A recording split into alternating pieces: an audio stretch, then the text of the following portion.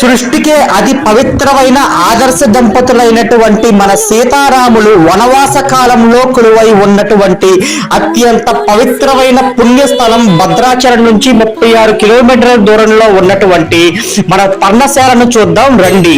ఇదేనండి ముందుగా మన సీతమ్మ తల్లి పవిత్ర సీత వాగు, అలాగే స్వయంగా మన సీతమ్మ తల్లి స్నానమాచరించి చీరను ఎండబెట్టుకున్నటువంటి నారచీర, అలాగే మన రామయ్య తండ్రి పంచెను ఆరబెట్టుకున్నటువంటి నారచీర నారపంచె గుర్తులైతే ఇక్కడ మనం స్వయంగా ప్రత్యక్షంగా చూడవచ్చండి. చూడండి, కనులారా చూసి మీరు కూడా దర్శించండి.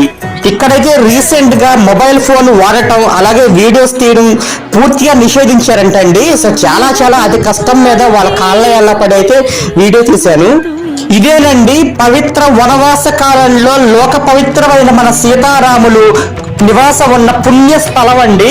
లక్ష్మణ స్వామి గీత గీసి దాటొద్దని గీత గీయడం, అప్పుడు రావణాసురుడు భిక్షగాడి రూపంలో వచ్చి సీతమ్మ తల్లిని అపహరించినటువంటి రామాయణ ఘట్టాన్ని ఇక్కడ మన కళ్ళ కట్టినట్టు చూపించారండి.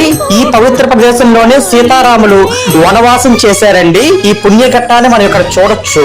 ఇంతటి అద్భుత పవిత్ర పర్ణశాలను భద్రాచలం నుంచి మన సీతారామచంద్ర స్వామి వారి దర్శనం అయ్యాక 36 కిలోమీటర్లో ఈ పర్ణశాలను తప్పనిసరిగా దర్శించండి.